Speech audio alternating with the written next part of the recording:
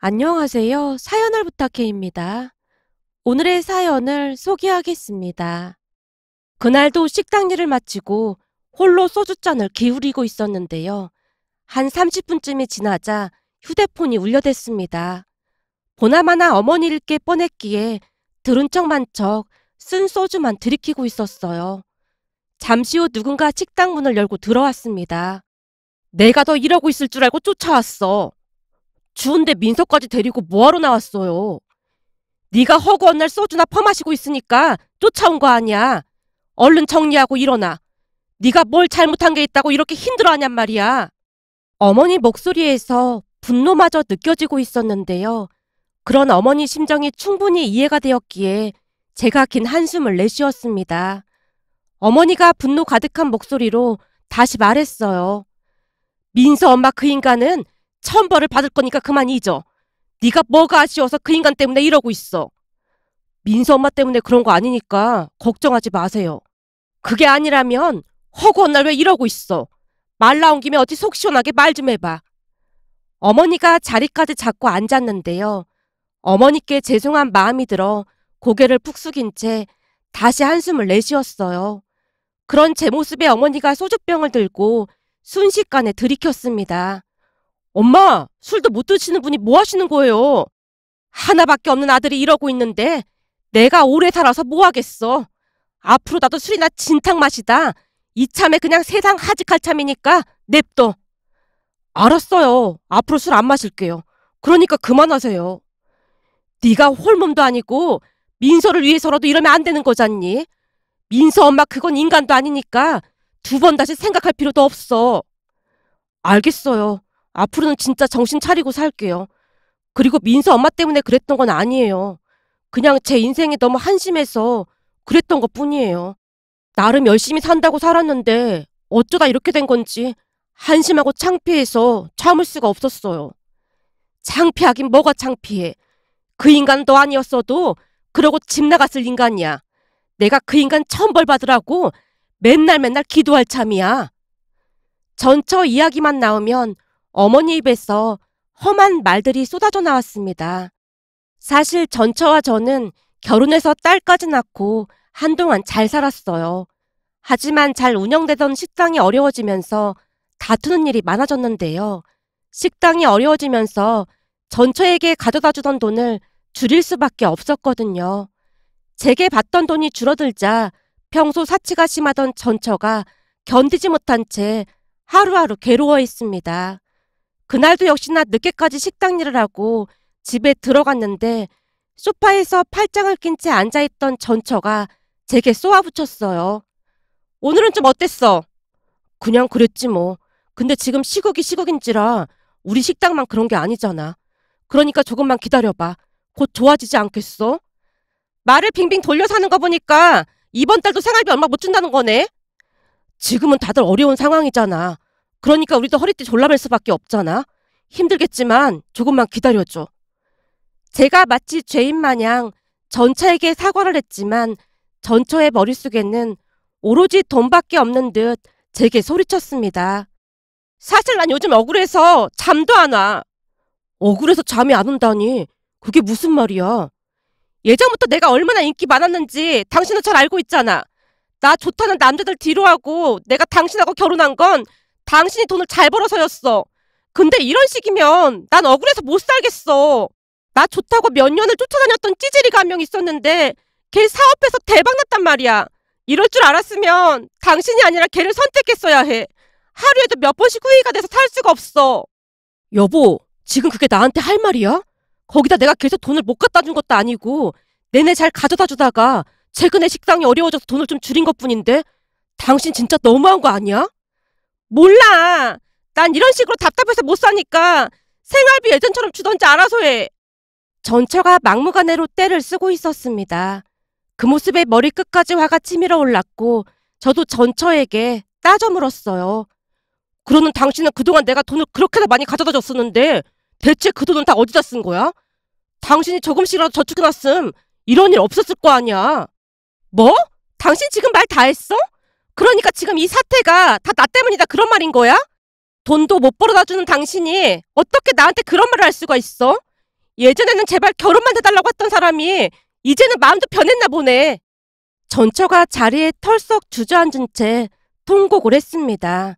평소 전처의 돈 씀씀이에 대해 몇 번이나 말을 했지만 그럴 때마다 전처가 울고불고 난리를 치는 바람에 그냥 넘어가곤 했는데요. 식당 상황이 어려워지고 나서야 전처가 그 많은 돈을 펑펑 다 쓰고 다녔다는 것을 알게 되었습니다. 제가 한 번씩 적금에 대해 물을 때마다 전처가 자신만만하게 말을 했으니까요. 적금? 걱정하지 마. 내가 잘 들어가고 있으니까. 그래? 혹시 모르니까 사업하는 사람들은 항상 비상금을 가지고 있어야 하거든. 그러니까 돈 잘 벌 때 착실히 모아두자. 알았다니까. 내가 알아서 관리하고 있으니까 당신은 걱정 붙들어 매. 저는 전처의 그 말을 철석같이 믿고 있었습니다. 하지만 전처의 말은 새빨간 거짓말이었고 제가 제대로 쉬지도 못하고 일해서 번 돈을 신나서 쓰고 다녔더라고요. 그중 처가댁으로 간 돈도 꽤 많았습니다. 나중에 통장 내역을 확인해보고 기절할 뻔했는데요. 장모님 피부관리와 미용실부터 고등학교를 졸업하고 집에서 내내 게임만 하는 처남한테까지 매달 생활비를 보냈더라고요. 한마디로 처가댁 가족들은 제 돈으로 호의호식하며 잘 먹고 잘 살고 있었던 거죠. 거기다 전처가 백화점에서 카드 긁고 다닌 것도 어마어마했는데요. 돈 무서운 줄 모르고 신나서 쓰고 다녔더라고요. 하물며 종일 집에 처박혀서 게임만 하는 처남한테 몇백만 원짜리 컴퓨터를 사준 걸 확인한 순간 눈이 돌아가고 말았고 그날 처음으로 전처에게 불같이 화를 냈습니다. 그리고 며칠 뒤 전처는 어머니께 민서를 맡긴 채 집을 나가버렸어요. 더 이상 제게 뜯어낼 돈이 없다고 판단을 했음이 분명해 보였습니다.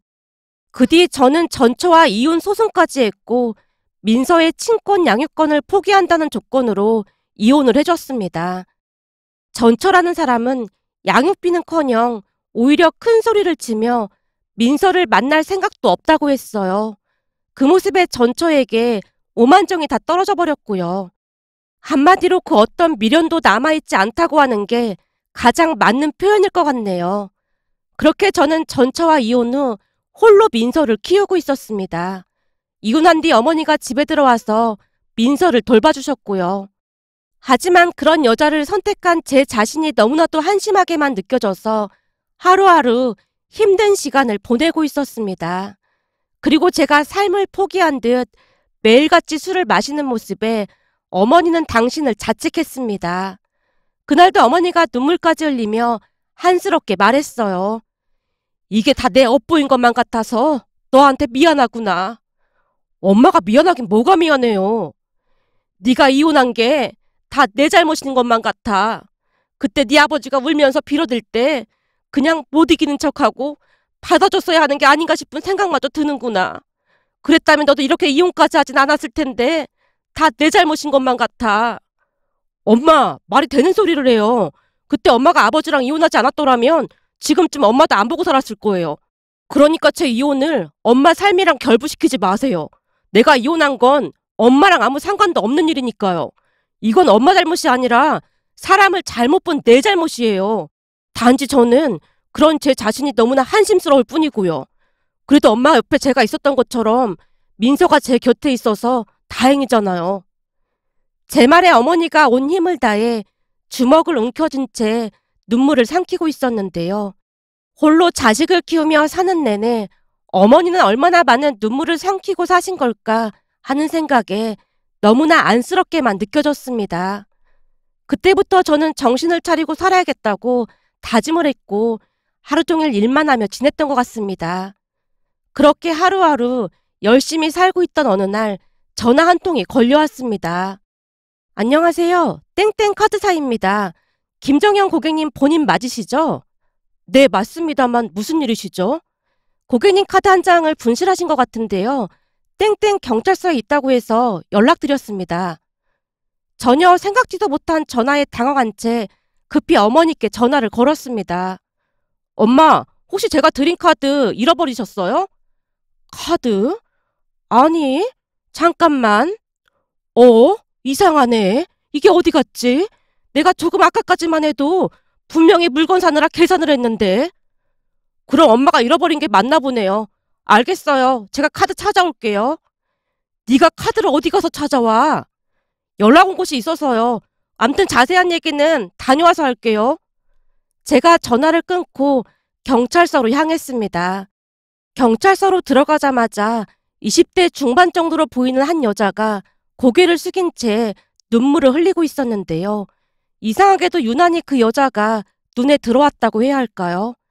제가 경찰관에게 방문 사유를 말하자 경찰관이 자세히 설명을 해줬어요. 저기 저 여자분이 카드를 사용한 모양인데 양심의 가책이 느껴져서 자수를 하러 왔다고 합니다.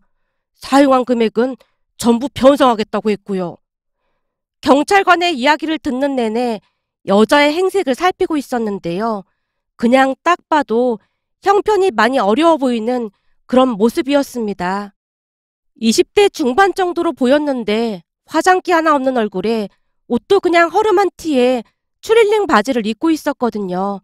잠시 후 경찰관이 여자를 제 앞으로 데리고 왔고 여자가 눈물을 뚝뚝 흘리며 제게 빌어댔습니다. 정말 죄송합니다. 떨어진 카드를 보고 저도 모르게 그만 나쁜 마음을 먹었습니다. 카드 내역을 보니까 마트에서 5만 원 정도 결제하신 것 같던데 뭘 샀는지 물어봐도 될까요? 여자의 행색이 너무나 딱해 보여서 순간 궁금증을 참지 못하고 물었는데요.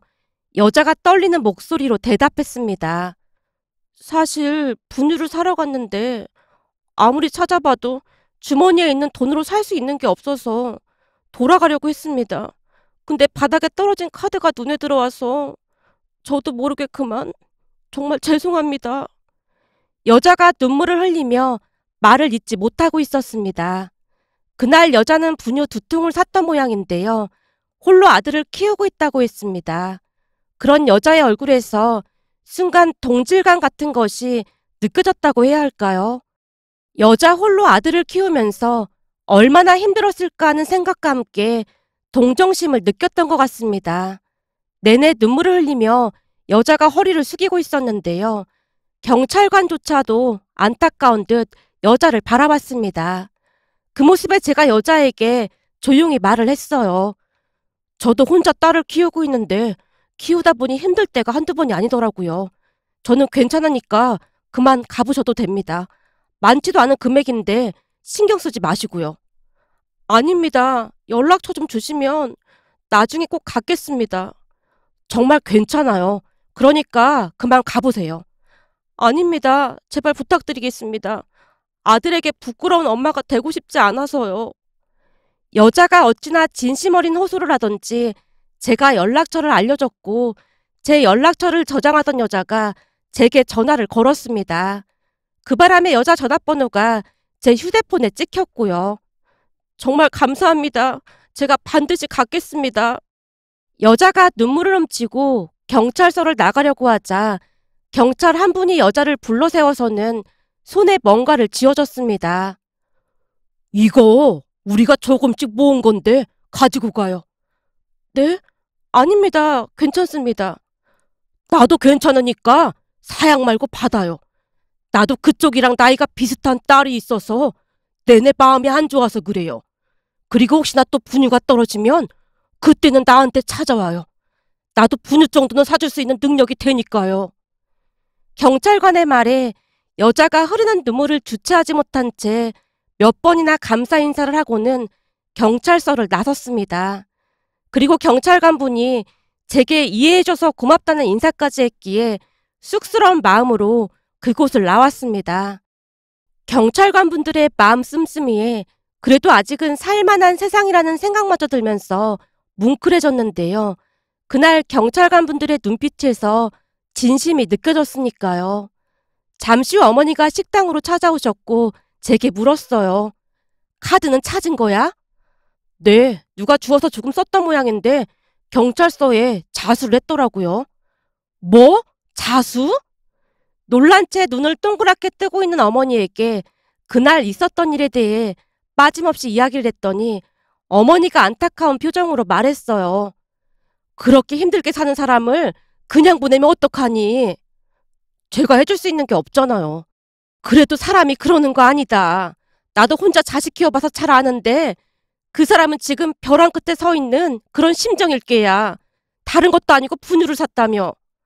네, 딱 분유 2통을 샀더라고요.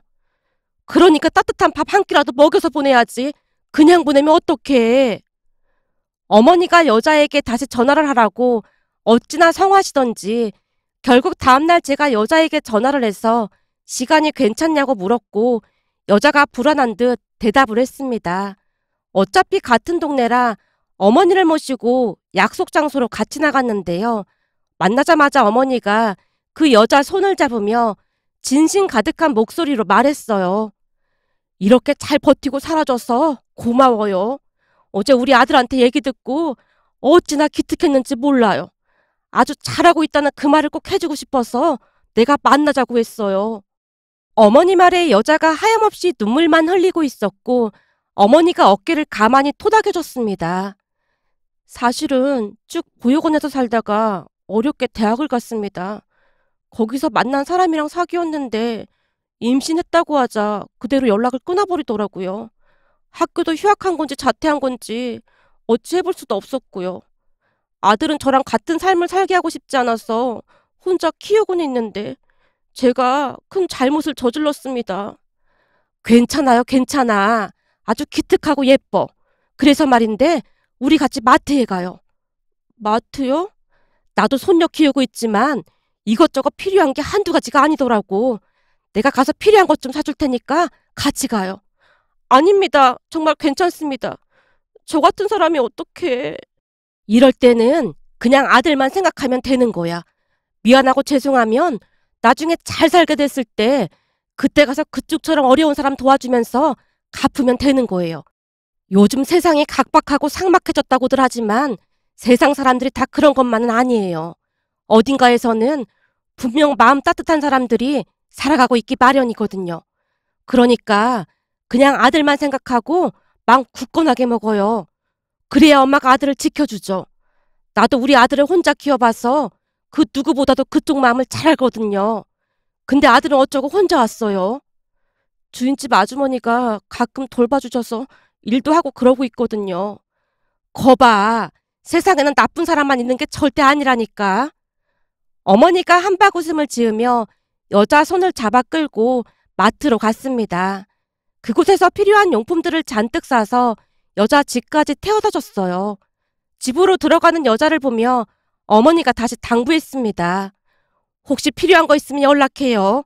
그리고 우리 아들이 식당 하니까 그냥 와서 밥 먹고 가도 돼요.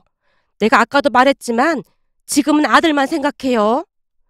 집으로 들어가던 여자가 몇 번이나 허리 숙여 감사 인사를 했습니다. 그 뒤 어머니와 은경 씨는 귀한 인연을 맺어갔습니다. 여기저기에 물어봐서 나라에서 받을 수 있는 혜택도 알려주고 우리 식당에 와서 자주 식사도 했어요. 그러던 어느 날은 어머니가 제게 조용히 말했습니다. 저기 은경이 말이다. 여기서 몇 시간이라도 일 좀 할 수 있게 해주면 안 되겠니? 여기서요? 근데 아들 봐야 하잖아요. 그건 내가 민서 보면서 같이 봐주면 되잖아. 엄마가요? 둘씩이나 보면 힘들어서 안 돼요. 안 될 게 뭐가 있어.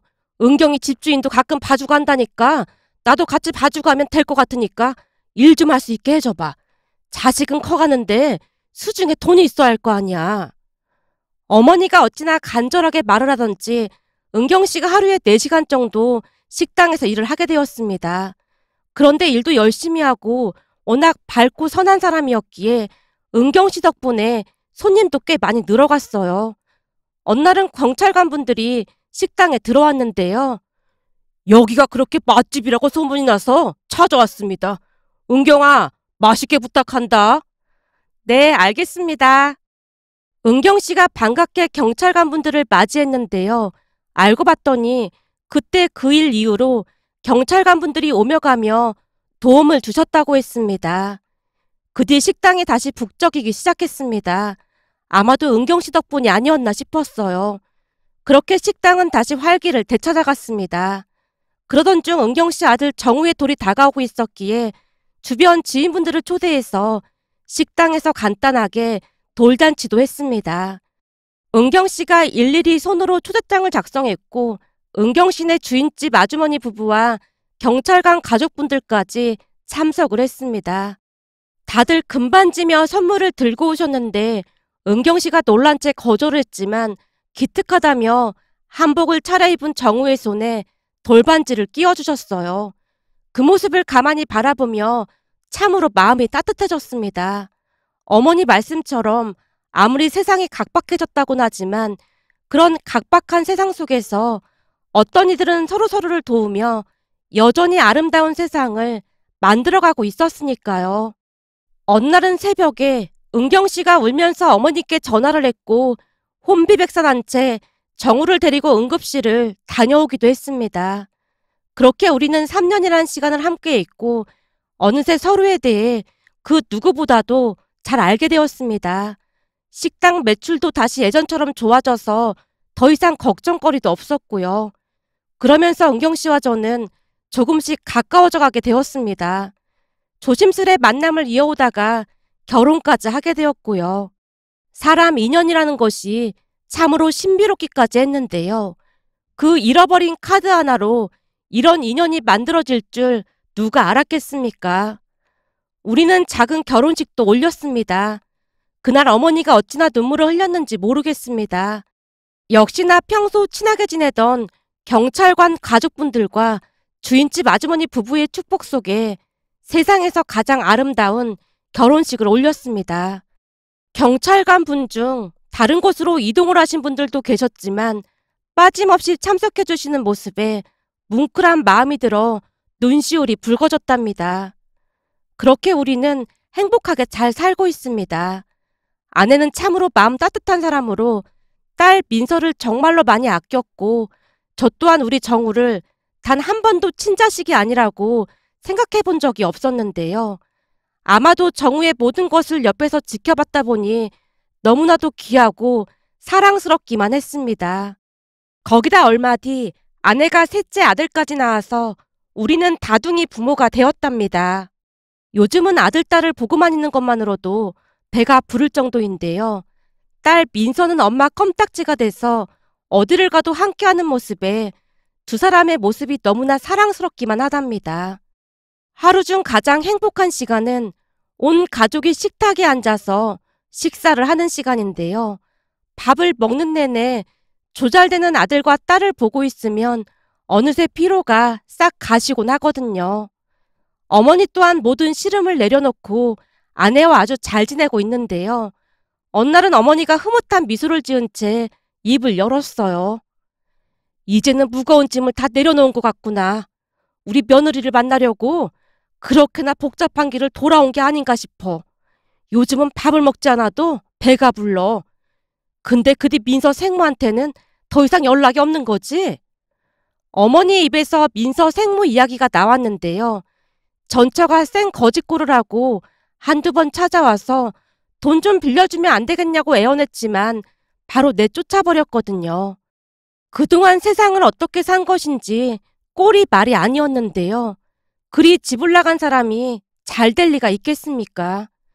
그날 전처에게 들어보니 그동안 재혼만 3번이나 했고 또다시 3번 다 이혼을 했다는 말을 했는데 제정신이 아니라는 생각만 들었습니다. 전처가 쫓기듯 가는 모습에 씁쓸함을 감출 수가 없었습니다. 며칠 전 퇴근하고 집에 들어갔더니 문 앞에서 기다리고 있던 아들 정우가 저를 보며 좋아서 펄쩍펄쩍 뛰는 모습에 세상에서 가장 행복한 사람이 아닐까 하는 마음이 들어 이렇게 글 남겨봅니다. 오늘의 사연은 여기까지였습니다. 즐겁게 보셨다면 구독, 좋아요 부탁드립니다. 고맙습니다.